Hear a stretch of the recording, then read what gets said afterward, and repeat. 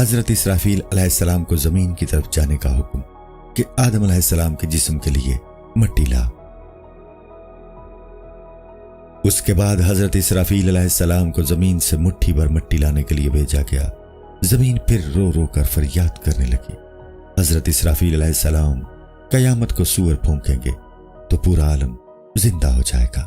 انہوں نے عرش الہی کو بھی تھاما ہوا ہے، جس کے نیچے سے 4 نہریں دودھ، شہد، شراب اور پانی کی بہتی ہیں، جو ان لوگوں کو سیراب کریں گے جن کی مغفرت ہو جائے گی۔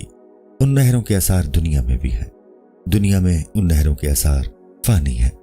ان چاروں کے ایک ایک چلو سے آدم علیہ السلام کا خمیر تیار کیا گیا ہے۔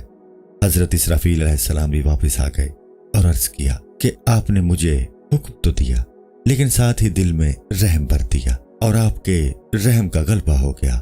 اسرافیل علیہ السلام کی واپسی کے بعد اللہ تعالیٰ نے اسرائیل علیہ السلام کو مٹی لانے کے لیے بھیجا۔ زمین ان کے آگے بھی طرح طرح کے عذر کر رہی تھی۔ زمین نے انہیں خدا اور اس کی صفات کی قسمیں دینی شروع کر دی اور کہا کہ اللہ کا حکم درست ہے، مگر اس نے بردباری کا بھی تو حکم دیا ہے۔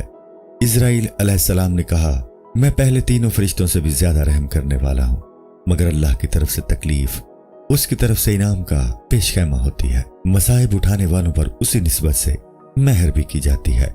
اگر اللہ کا یہ حکم قہر بھی ہے تو میرے اس رحم سے بدر جہاں افضل ہے جو میں تجھ پر کروں اور تجھ میں سے مٹی نہ لوں۔ اللہ کے حکم پر تو اگر جان سے بھی دریغ کی جائے تو وہ ہلاکت ہے۔ اللہ کا حکم کے آ جا جنت کی نعمتوں سے مالا مال کر دے گا۔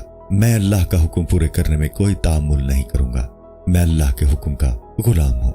میں اللہ کی بات کے سوا اپنی جان کی بھی کوئی بات نہیں سنتا۔ جان تو اللہ کی دی ہوئی ہوتی ہے، اگر اس کے حکم پر جان جائے تو وہ سینکڑوں جانیں عطا کر سکتا ہے۔ میں اس کے حکم کو کسی آہوزاری سے نہیں ڈال سکتا۔